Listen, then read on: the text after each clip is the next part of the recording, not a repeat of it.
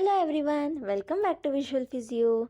Today we'll be talking about one of the most important topics again, that is about Vertebrobasilar syndrome. Last video we have discussed about AICA syndrome and Lacuna syndrome. If you haven't watched the video, link will be in the description, so please check it out. So now we'll learn about Vertebrobasilar syndrome and its symptoms and immediately know which artery is involved and why. So grab a pen or just keep this tab open for revision. Let's get into it. Today we'll be covering the vertebrobasilar artery syndrome, which is also known as the brainstem stroke, and it's the one that affects balance, vision, swallowing and even consciousness. So let's quickly cover the anatomy because understanding this makes everything that follows make sense. Two vertebral arteries join together to form the basilar artery. The vertebral arteries supply the medulla, the cerebellum and the posterior inferior cerebellar artery or PICA. The basilar artery then supplies the pons, the internal ear, the cerebellum and the posterior cerebral circulation. So why does this matter so much clinically? Because vertebrobasilar stroke affects the brainstem and the brainstem controls some of the most critical functions in the body, which is breathing, consciousness, eye movements, swallowing, balance and the motor and sensory pathways all pass through here. That's why even a small lesion in this region can cause big dramatic symptoms. Here is a golden rule that will save you in every exam question on this topic. A medial brainstem stroke equals motor weakness. A lateral brainstem stroke equals sensory loss plus ataxia plus vertigo. And remember, cross signs are common here. That means cranial nerve signs on the same side as the lesion, but body weakness or sensory loss on the opposite side. This gives us the classic brainstem stroke pattern. Ipsilateral cranial nerve involvement combined with contralateral body involvement. For example, face symptoms on the same side as the lesion, but body symptoms on the opposite side. This pattern even has a name. It's called as crossed brainstem signs. And recognizing it is basically the key to localizing any brainstem stroke. So what does a patient with vertebrobasilar stroke actually present with? Vertigo, nausea and vomiting, nystagmus, ataxia, diplopia, that is double vision, then dysarthria, dysphagia, which is difficulty swallowing, then facial numbness, limb weakness and altered consciousness. That's a long list, I know, but notice the theme: balance, eye movement, swallowing and consciousness, all brainstem functions. Let's get specific, starting with medial medullary syndrome. The artery involved is a vertebral artery branch. The main structures affected are the hypoglossal nerve, the corticospinal tract and the medial lemniscus. Clinically, the tongue deviates towards the side of the lesion. There is weakness on the opposite side of the body and loss of vibration and proprioception. Easy way to remember it is medial medulla equals motor plus tongue. Next, and this is a favorite in exams, that is lateral medullary syndrome, also known as Wallenberg syndrome. This time the artery is the PICA or the vertebral artery directly. The structure involved are the vestibular nuclei, nucleus ambiguous, spinal trigeminal nucleus, spinothalamic tract, cerebellar connections and descending sympathetic fibers.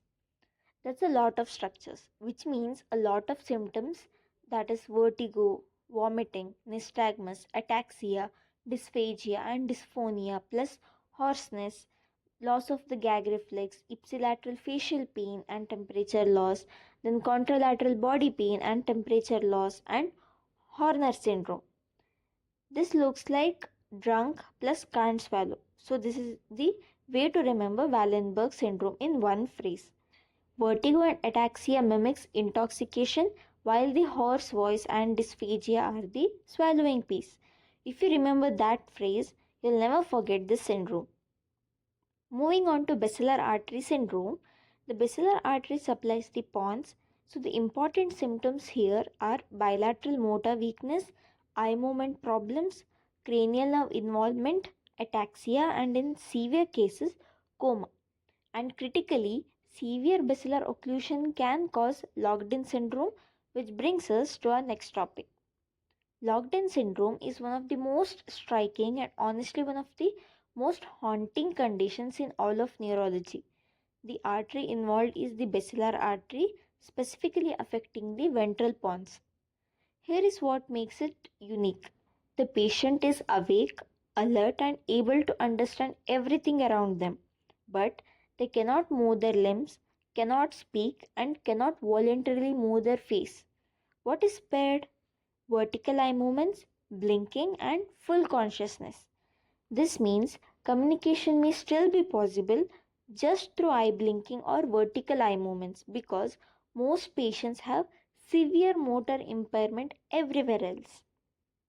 Let's bring in another golden rule, this time for the pons specifically.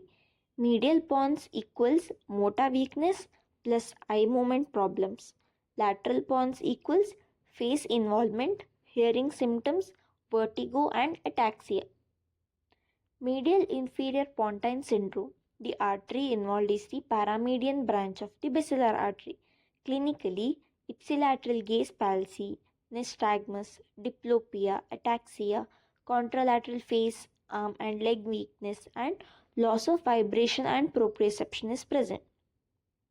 For the lateral inferior Pontine syndrome, this time the artery is the AICA, the anterior inferior cerebellar artery. It's a branch of the basilar artery. Clinical features includes vertigo, nausea, vomiting, nystagmus, ipsilateral facial paralysis, loss of facial sensation, ataxia, hearing loss, tinnitus, and contralateral body pain and temperature loss. Here is your memory trick. AICA equals ear plus face plus balance. Midpontine Syndrome. Medially, you will see ataxia, contralateral weakness, and eye deviation. Laterally, you will see ataxia, facial sensory loss, and weak muscles of mastication.